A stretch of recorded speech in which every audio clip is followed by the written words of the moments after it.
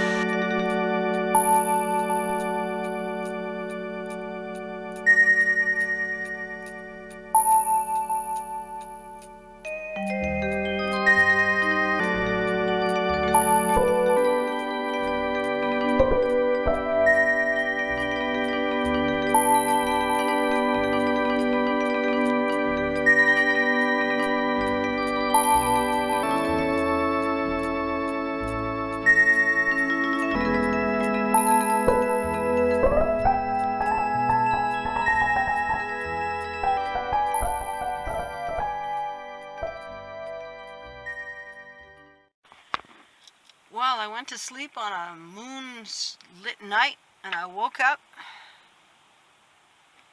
to this.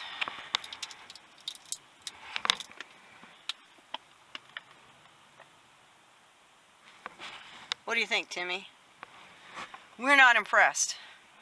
So I got out my diesel can because my tank was empty, and I couldn't find a gas station. I thought, it's okay, I got my diesel. Well, the nozzle doesn't pour. It's got some weird mechanism on it that stops it from pouring, and there's no instructions. And I tried deconstructing it with a screwdriver and pliers and a utility knife, and I still couldn't get it to pour fuel. Finally, another person at the rest area dug a pop bottle out of the back of his truck, and we turned it into a funnel and poured the fuel into the tank with that. And that's what I'm going to have to do, is stop somewhere and get a funnel. Because that nozzle I don't understand what they're doing when they make those things. It doesn't make any sense. And it's not the first time I've run into gas can nozzles that don't work properly. But this is the worst. Well, there was a diesel fuel station, and they were closed, which I didn't figure out until after I got the jerry can out, because they had a sign up saying that they were open, but they weren't, even though it's after the time on the sign that they say they open. On a day they say they're open. I guess they figure nobody leaves home in weather like this, and the travelers were idiots and should have stayed home. I don't know. Still watching that fuel needle gauge, the fuel gauge though.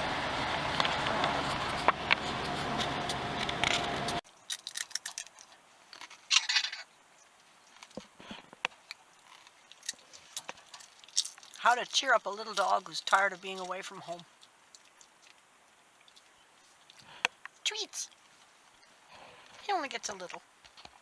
But because he's not eating commercial dog food, and I don't eat any other kind of junk food, I figure he's not getting too much. I also make sure that the chips I buy are safflower oil, and potatoes and salt, and nothing else. So I'm coming up a hill, and I got the usual crowd of go-getters who think that if you're only doing the speed limit, you're way too slow and it's an offense. And they're all starting to pile up, and we got people, like there's a passing lane, and everybody wants a passing lane, but one guy's got to have it first, and he's passing everybody else, and all of a sudden everybody stops trying to pass, and I'm still out front of them all, and I'm like, huh? And then I see a cop car sitting at the top of the hill.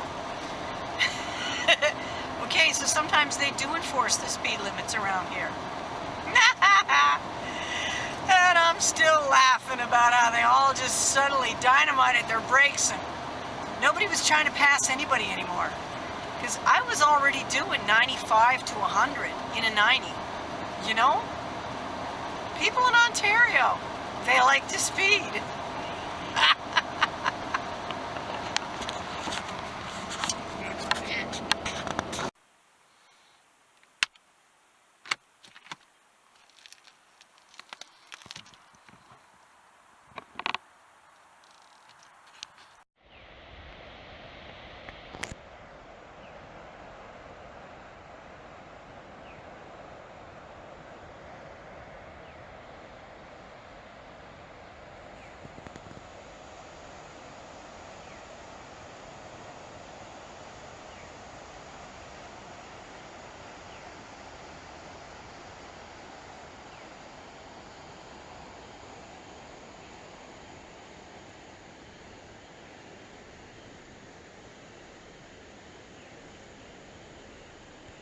We got a little wet in the rain yesterday, so I'm hanging things out in the sun to dry. Sam gets some. I get lots. Tibby gets too much. And now he's asking me to put him in my lap. I don't know why.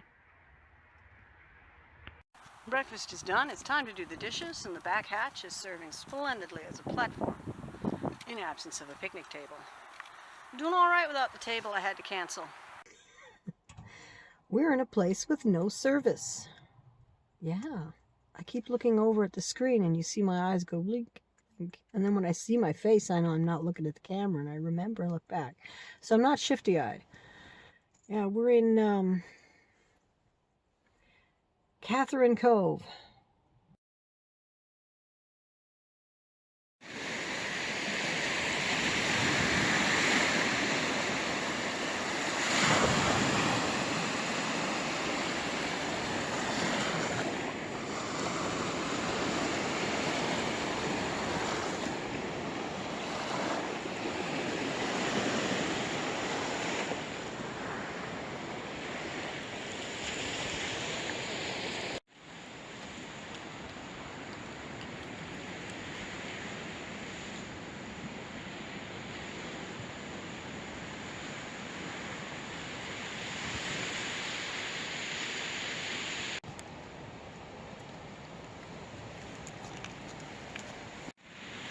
I've been to Northern Ontario half a dozen times through here, so there's not a lot that's new, although I have not been to Catherine Cove before. You could return here for a lifetime and never run out of things to see.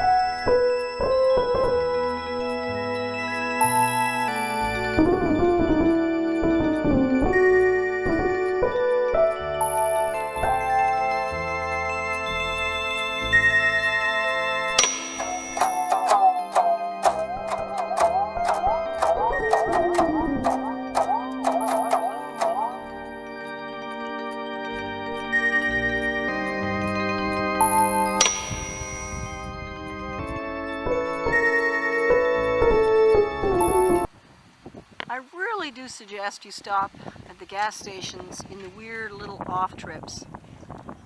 It's far more interesting than going through the cities. So, that is what an Ontario cop car looks like. Everywhere we go, this creature in here is going, and barking, and it's constant. It's constant. And this guy is enjoying the trip. He likes the views. He likes to see all the cool stuff. Don't you, Sam? Pretty cool, huh? Yeah, he doesn't talk to cameras. even though I'm in a hurry, I still have to stop and enjoy some of these rest areas. Absolutely gorgeous. Ah, just lovely, lovely, lovely. I'm trying a little tea light for heat. Please. Temperature. The temperature is 10 degrees Celsius. Not too bad. Oh, that's great. I'm in Mennonite territory. They're like Amish, but they use a different name. Anyway, they use the horse and buggy. The couple of young men flying along as fast as their horse could clip-clop. We're pointing and smiling at me, and I was pointing at them to show my dog the horse. And we were all having a good laugh.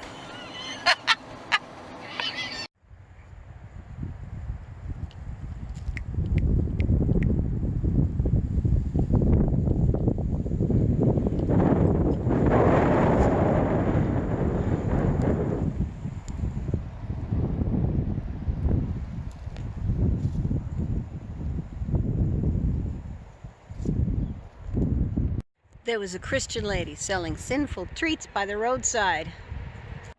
There's a guy down the road there. I don't know if you can see him. Anyway, I bought this from him. It comes with a beautiful leather holster, and that is going to be a very useful and handy knife to have around. Beautiful land. It's really nice here. I like it. Can't stick around long, but I like it. You could totally use this as a place to go. You could absolutely use this as a destination to just tool around, checking out craft shops and antiques and farmers' goods, peach cobblers.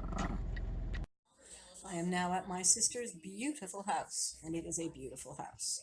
And she's going to leave me here for the weekend so I can unpack and settle in and take a bath, and there's some renovating to do, and I'm going to be here for a few weeks.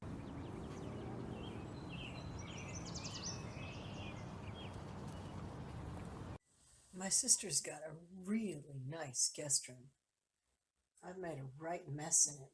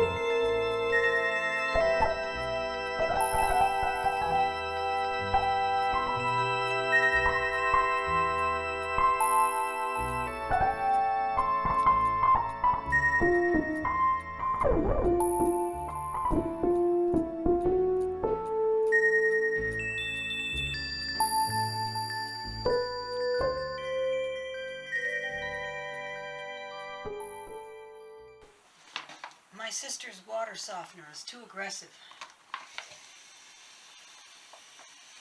Steps have to be taken. I have to be able to drink more water. I was dehydrating myself on the trip, but I can't keep that up. It's a factor of height. You really want to hang this on a tree or something. The plastic seems to have got actually a little yellowish. Yeah, the camera can't pick it up. It's a subtle difference. But I think I've actually taken some of the toxin, I've taken some things out of the water. So how does this water taste? Through the Platypus Life straw filter system that I bought from Cabela's.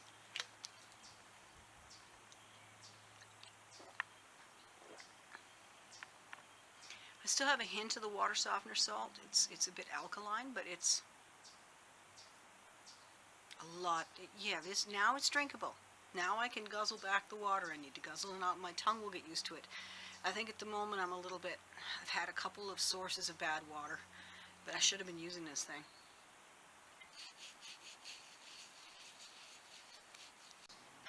I know now why I've been having so much trouble with depression.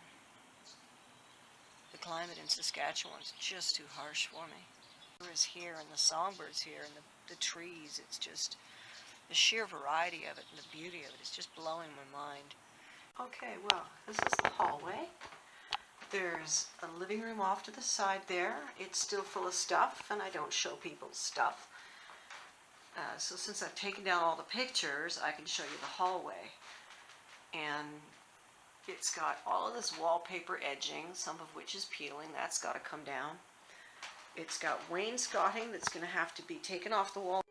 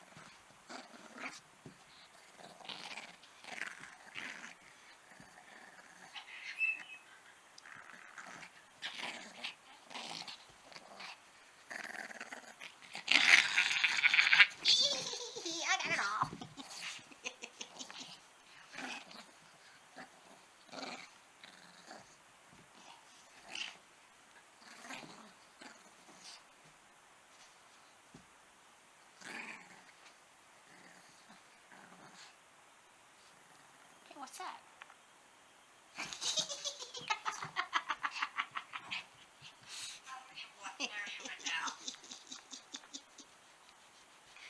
Little Mr. Cutie Pie. Okay, I'm done.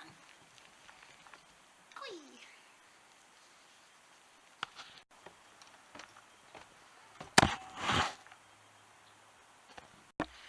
This window got me the last time I visited too. Apparently I don't learn. But it is rather conveniently placed for causing injuries. Don't you think? I have to remember that.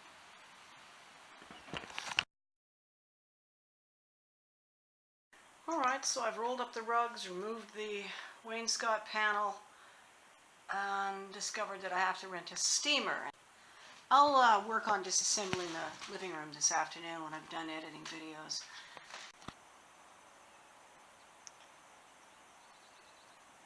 That's an interesting problem. They're also entering the soffit down there at the bottom.